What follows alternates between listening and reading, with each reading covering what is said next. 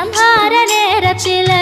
சமுத்திரம் பின்வாங்கும் சந்தோஷ திருநாளில் நல்லருளை தாரும் ஐயா முருகன் என்று முழங்குது என் மனசு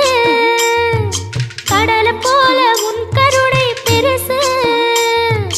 உப்பு காத்து ஊத காத்து சுத்தும் கடலு கரைய பார்த்து சத்தியமா கோயில் கொண்ட சுபையா எங்க குப்பத்துக்கு குலவிளக்கு நீ ஐயா திருச்செந்தூர் ஆண்டவனே வேல் முருகா தினம் உனக்கு நன்றி சொல்வோம் மால் மருகா